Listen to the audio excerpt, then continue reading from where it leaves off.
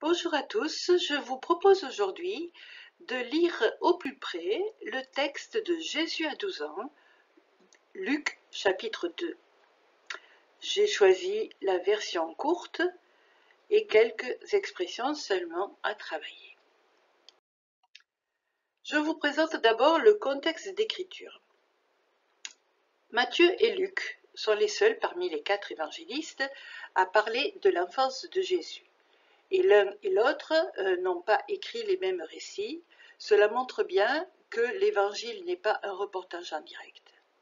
Et ces récits s'adressent à des communautés différentes et donc ont un message différent, message on appellera théologique ou catéchétique différent. Celui que nous allons détailler aujourd'hui conclut les récits d'enfance de Luc. Il y a eu l'annonciation, la visitation, la nativité, la présentation au temple, et on finit les récits qu'on appelle d'enfance par cette histoire de Jésus à 12 ans. Après, il y aura un grand silence jusqu'à son baptême vers l'âge de 30 ans. Ce récit nous montre que Jésus a atteint l'âge de l'autonomie religieuse et prend conscience de sa vocation. Nous le détaillerons tout à l'heure. On peut se demander quelle part d'historicité ont ces récits, savoir que ça nous échappera toujours, c'est toujours une relecture après l'événement de la mort et de la résurrection. Mais ce qui est important, c'est qu'ils sont porteurs de sens pour les croyants aujourd'hui. Quelques clés de lecture avant de commencer.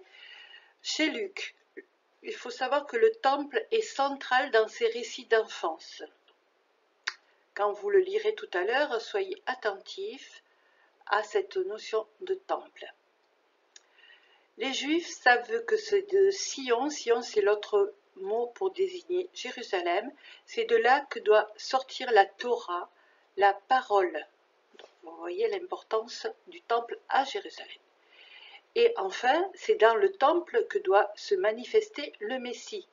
Tout l'Ancien Testament dit ça, le Messie doit se manifester dans le temple.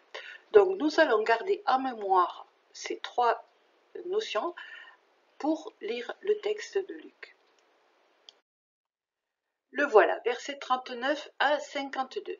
Je vous propose de faire une pause, de cliquer sur pause sur votre vidéo afin de le lire tranquillement. C'est important de prendre le temps de bien le lire et surtout de vous questionner. Regardez ce texte avec un œil neuf afin de le voir comme s'il vous parlait pour aujourd'hui.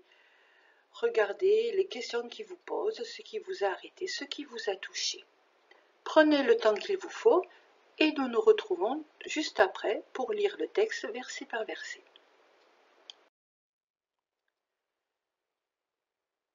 Nous nous retrouvons et nous lisons le verset 39. Lorsqu'ils eurent achevé tout ce que prescrivait la loi du Seigneur. Cela veut dire que Marie et Joseph ont accompli tous les rites de la tradition juive. Jésus a été présenté au temple et circoncis. C'est important de comprendre que Jésus était vraiment juif. Cela veut dire qu'il nous présente, il nous parle du Dieu unique qui est dans l'Ancien Testament, qui s'est révélé dans l'Ancien Testament, et il nous le présente à sa façon en nous disant qu'il est son Père. Verset 40. L'enfant, lui, grandissait et se fortifiait, rempli de sagesse, et la grâce de Dieu était sur lui. Pourquoi dire que Jésus grandit? Si vous êtes parent, en quoi voyez-vous que votre enfant grandit? Est-ce que vous l'accompagnez dans ce cheminement pour qu'il grandisse physiquement, mais aussi intérieurement? Et nous allons voir que cette expression a un sens particulier dans la Bible. Un premier texte à découvrir dans le premier livre de Samuel, donc dans l'Ancien Testament, où on va voir que Samuel grandit parce qu'il écoute la parole de Dieu et la met en pratique. Je vous rappelle rapidement l'histoire de Samuel. Samuel était un petit garçon qui vivait au temple. Oui, parce que sa maman avait eu du mal à l'avoir et elle avait prié le Seigneur et elle avait dit « Si tu m'exauces, je consacrerai mon enfant à ton service ». Ça peut paraître très bizarre aujourd'hui, mais c'est ce qui s'est passé. Et Samuel, a vécu dans le temple, nuit et jour, et il a été élevé par le grand prêtre Élie. Une nuit, Samuel dormait, et il entend « Samuel, Samuel !» Il se lève, et il va voir le grand prêtre Élie. Il lui dit « Tu m'as appelé ?» Le grand prêtre Élie répond « Non ». Et ça va se passer 3 fois. 3 fois, Samuel entend son prénom. Il se lève, il y va voir Élie. Et la 3e fois, Élie comprend et lui dit « Écoute, si ça se reproduit, si on t'appelle, réponds, parle, Seigneur, ton serviteur, écoute. » Et effectivement, Samuel dit cette parole « Ton serviteur, écoute. » Et Dieu lui parla. À partir de ce jour-là, le Seigneur était avec lui et il ne laissa aucune de ses paroles sans effet. La parole de Dieu lui avait parlé et il s'est mis à prophétiser, à faire ce que lui disait le Seigneur. Voilà ce que c'est que grandir pour Samuel. En fait, au sens biblique, grandir veut dire grandir en force intérieure et en sagesse, afin d'accueillir la grâce de Dieu. Pour Jésus, on peut dire qu'il recevait l'enseignement adéquat qui lui permettait d'accéder à la maturité religieuse. L'enseignement chez les Juifs pour les enfants, c'est lire la parole de Dieu, lire la Bible, la Torah au plus près et la faire sienne, la mémoriser. Les Juifs savent lire la parole de façon très très proche et intérieurement puisqu'elle est mémorisée en eux. Si Jésus grandit, c'est parce que non seulement Dieu est avec lui, mais que la bénédiction et la promesse de Dieu se manifestent en lui et par lui. Vous voyez qu'on a déplacé le sens du mot grandir, c'est pas simplement physiquement, pas simplement psychologiquement ou mentalement, mais c'est aussi grandir devant Dieu, en Dieu, pour la Bible. Verset 40. L'enfant lui grandissait, se fortifiait, rempli de sagesse, et la grâce de Dieu était sur lui. Nous allons nous arrêter sur ce mot de sagesse. Quelle est cette sagesse? Dans une première lecture, on peut dire que c'est l'enfant sage, sage comme une image, comme dit l'expression. Vos enfants sont-ils sages comme des images? On le souhaite quelquefois, les parents disent parfois ils le sont, mais pas toujours. Nous allons voir la différence entre la sagesse grecque et la sagesse biblique, et la différence entre la sagesse des hommes et celle de Dieu. Et la sagesse est un mot féminin. Est-elle une femme? En grec, c'est important d'aller voir le grec puisque Luc s'adressait à des païens, c'est-à-dire des non-juifs, et qui étaient très imprégnés de la culture grecque. En grec, c'est Sophia. Si vous connaissez des sophies, elles portent le nom de la sagesse. C'est un concept, donc une idée, utilisé pour signifier le comportement d'un individu conforme à une éthique, et cela allie la conscience de soi et des autres, la tempérance, la prudence, la sincérité, le discernement, s'appuyant sur un savoir raisonné. Vous voyez que la sagesse est quelque chose de profond chez les Grecs. En philo, c'est un idéal de vie vers lequel les philosophes tendent. Ils sont des amoureux de la sagesse. Ils pensent leur vie et vivent leurs pensées. Dans les deux sens. Il se questionne et il pratique des vertus. Dans la Bible, en hébreu, c'est le mot de Okma. Et ce mot est polyphonique. Donc, avant d'être pensée du monde, la Okma est interrogation, questionnement, curiosité. Voilà, nous introduisait le mot de questionnement. Et la Okma devient un bouclier pour mieux juger et mieux jauger. Donc, il y a une question de discernement. Et ce qui est important, c'est que dans la tradition biblique, l'homme ou la femme ne possède pas la sagesse par lui-même dans son autonomie de créature, mais il la reçoit quand il se conforme à la volonté divine. Vous voyez la différence avec la sagesse grecque ou la sagesse en philo, c'est que là, la sagesse, elle se reçoit. Elle se reçoit de Dieu quand on se conforme à sa volonté. Je vous propose de regarder cette icône. Nous voyons à gauche Jésus qui tient la parole sur son trône. À droite, une femme. Tout à l'heure, on se demandait si la sagesse était une femme. Là, elle est représentée comme une femme.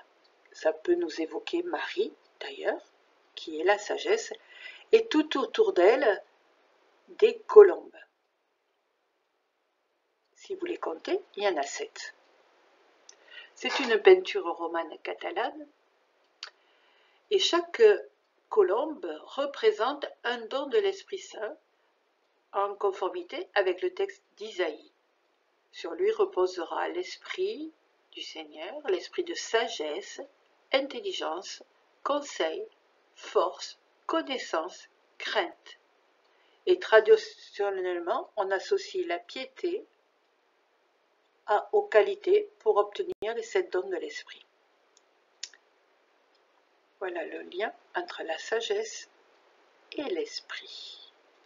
Donc la sagesse, en fait, c'est Dieu lui-même. Verset 41. Chaque année, les parents de Jésus se rendaient à Jérusalem pour la fête de la Pâque. Alors, quelle est cette fête? Pâques. Pessa en hébreu, ça veut dire passage.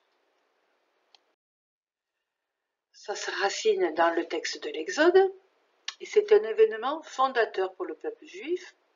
On y célèbre et on se rappelle de la sortie d'Égypte, du temps où on était esclave, et on consomme un repas composé d'agneau et de pain sans levain. On se rappelle du passage de la mer. Donc c'est une fête de libération. On fait mémoire de cette libération. Dieu nous a libérés. C'est un événement fondateur. Et ce repas, qui est très rituel, a beaucoup de rites, fait mémoire de cette fête-là, du Dieu sauveur. Et on le fait mémoire pour aujourd'hui. C'est aujourd'hui que Dieu nous sauve et nous libère. Pâques juive va être pour les chrétiens une Pâque qui est aussi un passage, mais le passage de Jésus de la mort à la vie. Et pour les chrétiens, c'est le cœur et le sommet de l'année liturgique. C'est la première fête chrétienne.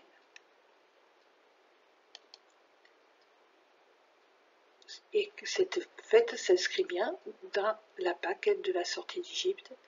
Donc à Pâques, nous sommes libérés du mal et de la mort. Donc quand on cite que c'est la fête de la Pâque dans l'Évangile, on s'enracine dans cette Pâque juive. C'est très important de le situer. Verset 42. Quand il eut 12 ans, ils montèrent en pèlerinage suivant la coutume. On peut se demander si c'est important de préciser que Jésus a 12 ans. 12, ça vous évoque quoi? Les 12 tribus d'Israël, ça peut-être vous a évoqué les 12 apôtres. Et 12 ou 13 ans, l'âge de la maturité religieuse pour un garçon juif. On va faire une petite excursion vers la Bar Mitzvah. Qu'est-ce que la Bar Mitzvah? Le judaïsme instaurera un peu plus tard, avant le 3e ou le 4e siècle, on ne sait pas trop, mais c'est une fête que l'on fête vers l'âge de 13 ans, avec des règles très précises, et c'est un âge où l'enfant atteint sa majorité religieuse et donc a la responsabilité de ses actes devant Dieu. Cela veut dire qu'il est capable de diriger la prière, de faire réciter le Kaddish, la prière juive. Vous voyez combien c'est important cette maturité religieuse, être capable à 13 ans de diriger la prière. Quand Jésus, à 12 ans, parle avec les docteurs de la loi, il y a ça par derrière. En fait, la bar mitzvah, c'est un état. La personne se reconnaît fils de la loi. Jésus est fils de la loi. Jésus a 12 ans, 12 comme les 12 tribus d'Israël. En lui s'accompliraient toutes les promesses faites par Dieu à son peuple. À signaler que pour les chrétiens, c'est l'âge où est proposée la profession de foi. Ce n'est pas pour rien non plus. Au baptême des bébés, les parents, parrains et marraines s'engagent à guider l'enfant dans la vie chrétienne. Et à la profession de foi, c'est l'adolescent qui affirme lui-même qu'il croit et il s'engage à poursuivre dans la vie chrétienne. Un petit parallèle, mais voilà, pour les chrétiens, ce sera en Christ. Verset 43. À la fin de la fête, comme il s'en retournait, le jeune Jésus resta à Jérusalem à l'insu de ses parents. Pourquoi reste-t-il à l'insu de ses parents? On peut se poser la question, est-ce qu'il s'agit d'une fugue? Jésus fuguerait-il? Pour répondre à la question, on va aller voir le texte de Luc au chapitre 8, donc un peu plus loin. On vient dire à Jésus que sa mère et ses frères le cherchent. Et Jésus répond, « Ma mère et mes frères sont ceux qui écoutent la parole de Dieu et la mettent en pratique. »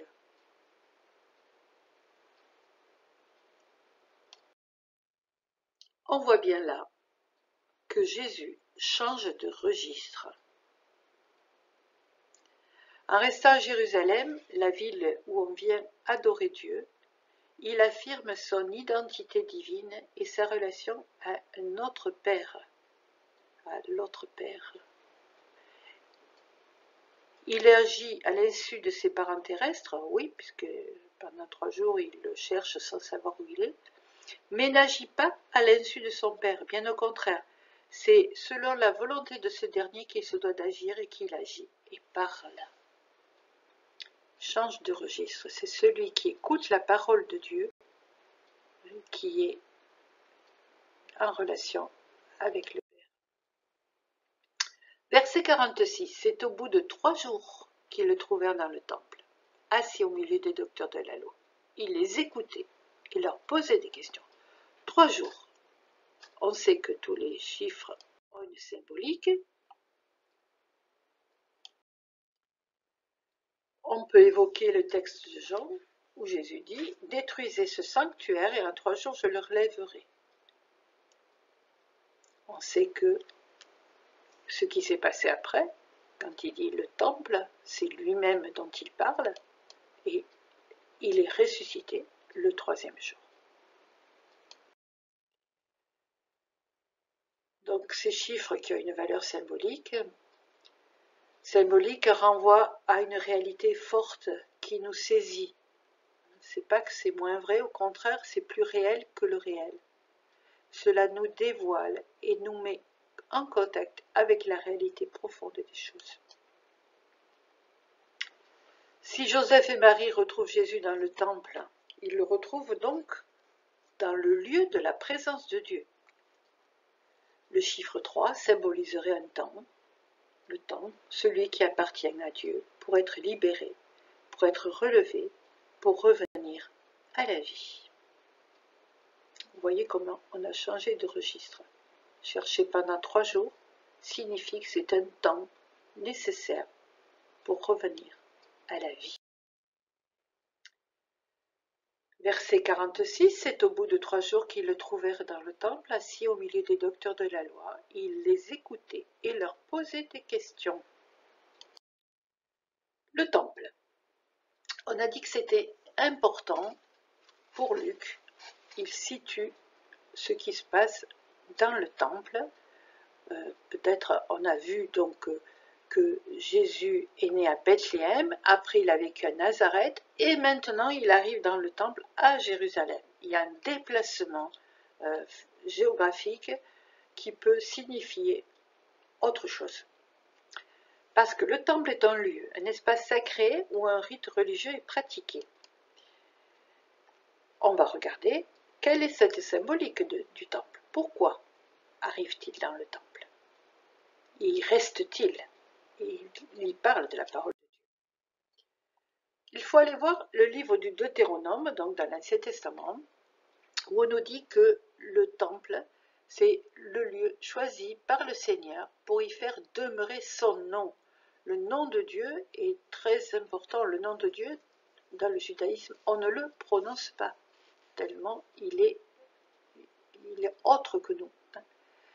Et dans ce temple-là, c'est là que vous apporterez vos offrandes, vos holocaustes, vos offrandes, vos sacrifices, vos dîmes, tout ce que votre main aura prélevé, ainsi que le meilleur de toutes les offrandes votives promises au Seigneur.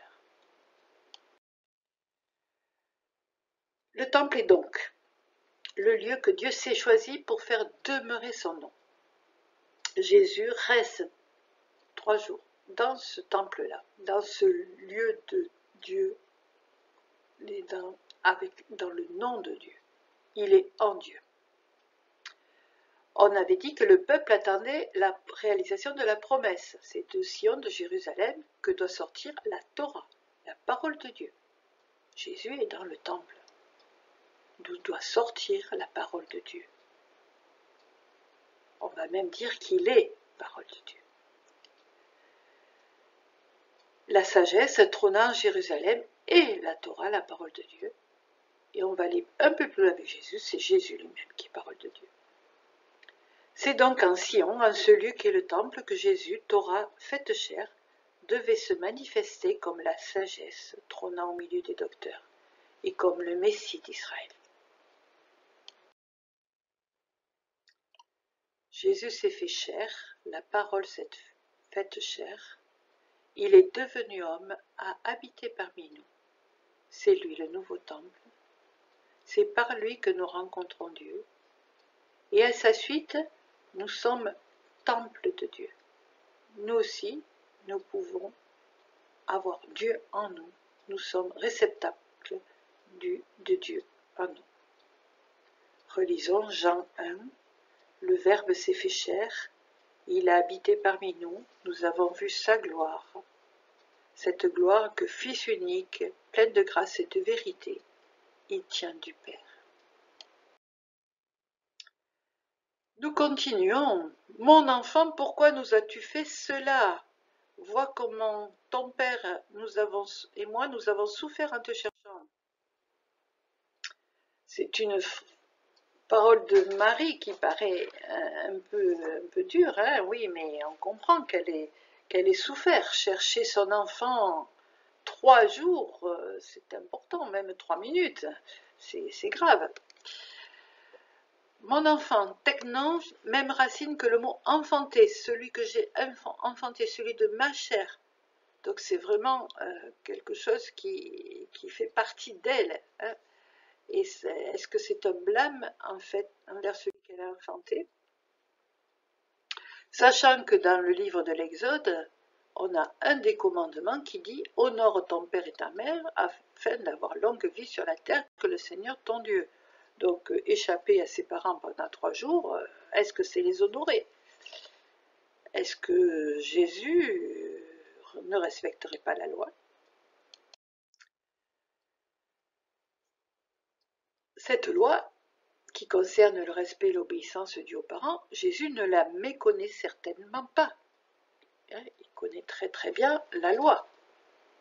Mais la toute première parole qu'il énonce évoque une autre loi, la loi de son être, la loi de son cœur. C'est cette parole qu'il nous faut scruter attentivement. C'est une citation d'un exégète, Louis Barlet.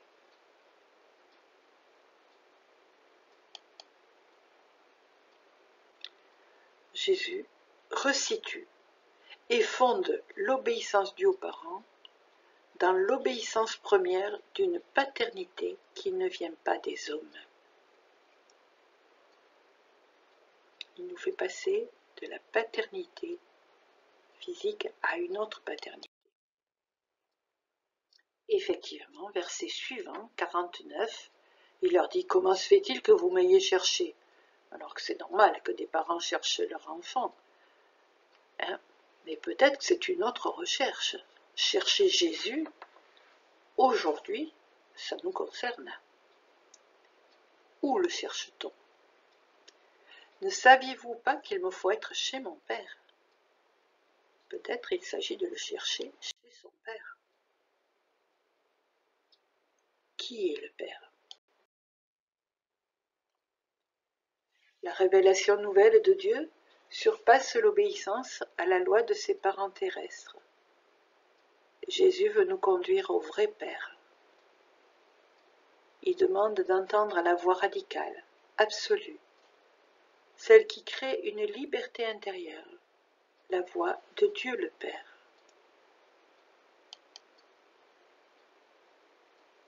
Si nous les chrétiens, nous reconnaissons que Jésus est en même temps vrai homme et fils de Dieu, il nous invite à nous adresser à Dieu en disant « Notre Père ». Nous sommes aussi enfants du Père, fils de Dieu. Et nous finissons par ce verset 52. Quant à Jésus, il grandissait en sagesse, en taille et en grâce devant Dieu et devant les hommes. On a déjà vu cette expression au début du texte, au verset 40. Cela encadre le texte. La sagesse est au début et à la fin. Donc ça a du sens. C'est vraiment un récit qu'on appelle un récit de sagesse. La sagesse, elle est au commencement et à la fin des temps. En Jésus grandit la sagesse de Dieu. Ce récit révèle son humanité, sa divinité. On a bien vu que dans ce récit, il y a à la fois une histoire humaine, un enfant qui disparaît pendant 3 jours à 12 ans, mais en même temps que Jésus nous fait passer dans un autre registre pour nous montrer qu'il est au service de son Père. Pour nous aujourd'hui, la connaissance et le désir de Dieu, la recherche de Dieu, sont des attitudes à rechercher en permanence. Il s'agit pour nous aujourd'hui de grandir dans cette recherche du mystère de la vie. Et pour nos enfants aussi, les aider à grandir en recherchant le mystère de la vie. Dieu se donne pour rejoindre l'homme, pour vivre et grandir en eux de manière cachée. Voilà la merveille de la grâce.